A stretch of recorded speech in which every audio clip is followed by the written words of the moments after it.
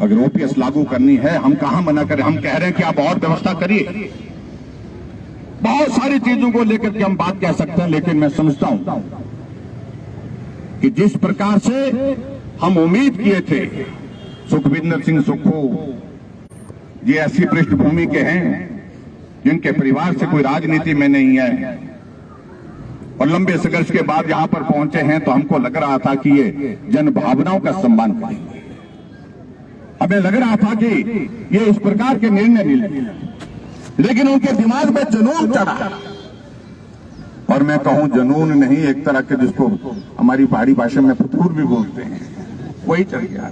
शब्द उचित नहीं है, लेकिन स्थिति ऐसी है कि बंद करने, कल सारे ये संस्थान जो एजुकेशन इंस्टीट्यूशन बंद करने के बाद मैं तो उनको ये कह रहा हूं कि अभी भी ढूंढ लो, कुछ और बंद करने के लिए रह गया, वो भी बंद करेंगे।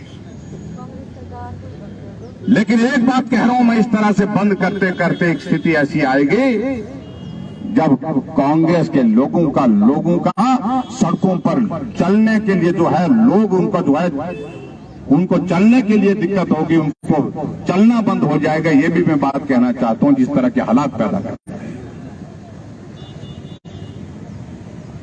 कह रहे हैं कि ऋण इतना हो गया 75,000 करोड़ रुपए, और दूसरे दिन कहते हैं 75,000 करोड़ नहीं, 11,000 करोड़ रुपए तो एरियर बोलते कर्मचारियों का, जैसे कि वो अपनी सरकार में एरियर पहले ही दे देते थे, और उसको भी जोड़ दिया।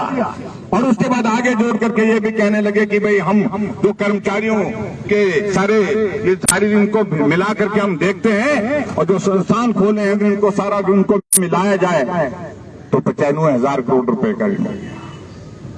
मैं इतना ही कहना चाह रहा हूं कि बतौर मुख्यमंत्री जिम्मेवारी के साथ बात कहनी चाहिए। जो तथ्य हैं वो तथ्य हैं, उनको झुटलाया नहीं जा सकता है। अगर हिमाचल प्रदेश में आने वाले समय में अगर ऋण की अगर बात आती है, तो सारी बात को लेकर के हम विधानसभा के अंदर जो है चर्चा करने के लिए तैयार हैं इस बजट सत्र में। लेकिन आज के इस कार्यक्रम में मैं सिर्फ आप सबके बीच में इतना ही कहना चाह रहा हूं कि आंदोलन जो संस्थान जो खोले थे, जनहित में खोले थे, जनता की मांग पर खोले थे, जनप्रतिनिधियों की मांग पर हमने खोले थे, उसके विरोध में, उनको बंद करने के विरोध में हमने आज शुरुआत की है। और हिमाचल प्रदेश में हम 13 तारीख को हम महामहिम राज्यपाल महोदय जी को ज्ञापन देने वाले हैं। सभी विधायक जाएंगे, पार्टी के प्रमुख नेता भी जाएंगे, और उसके बाद पार्टी की तरफ से चर्चा करने के बाद संभवतः विधानसभा का घेराव भी सत्र के जब समापन होने लगेगा, शायद मैं कल में 4 तारीख हम सोच रहे हैं, विचार कर रहे हैं, आपको सूचना दे दी जाएगी, हम विधानसभा का भी घेराव करेंगे। ये बड़ी बात पर स्पष्ट कहना चाहता हूं।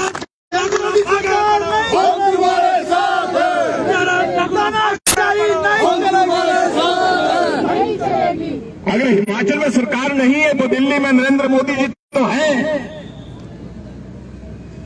जो हिमाचल के लिए हर वक्त पैसा दे रहे हैं। बल्क ड्रग फार्मा का 225 करोड़ रुपए जारी कर दिया, और इस तरह से हिमाचल प्रदेश के लिए सीआरएफ का पैसा, और सीआरएफ के साथ साथ हमारे टूरिज्म के एडीबी का पैसा 2100 करोड़ रुपए जारी कर दिया। लेकिन ये कैसी सरकार है कि हिमाचल प्रदेश में हर जगह तालाबंदी करने जा रही है, बीजेपी की सारी योजनाओं को बंद करने की बात कर रही है। इसलिए भाई और बहनों, ये बर्दाश्त नहीं होगा, बिल्कुल भी बर्दाश्त नहीं होगा। हमने इस बात को लेकर के स्पष्ट कहा, चाहे विधानसभा के अंदर की बात है, चाहे विधानसभा के बाहर की बात है, हम पूरी ताकत के साथ लड़ेंगे और मुंह तोड़ जवाब कांग्रेस की सरकार को देंगे।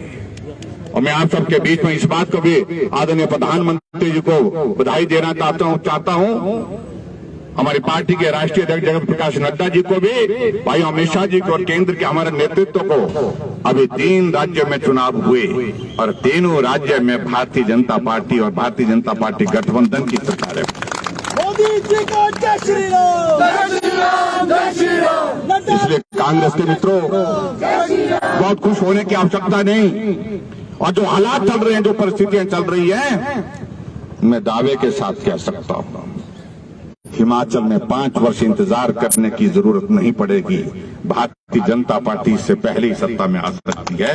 इस बात के लिए रास्ता आने वाले समय में मुझे लग रहा है कि जो है प्रबल होता जा रहा है, रास्ता उस दिशा में बढ़ रहा है। जिस प्रकार से कांग्रेस के नेताओं के बीच में असंतोष का माहौल है, नाराजगी का माहौल है, उन सारी बातों को लेकर के हम आज यहाँ पर नहीं कहना चाह रहे हैं। उन बातों को कहेंगे जब कहना होगा, लेकिन निश्चित रूप से इस जन विरोधी सरकार को कोई हिमाचल प्रदेश में ना देखना चाहता है, ना रखना चाहता है। इतना मैं कहना चाहता हूं। आप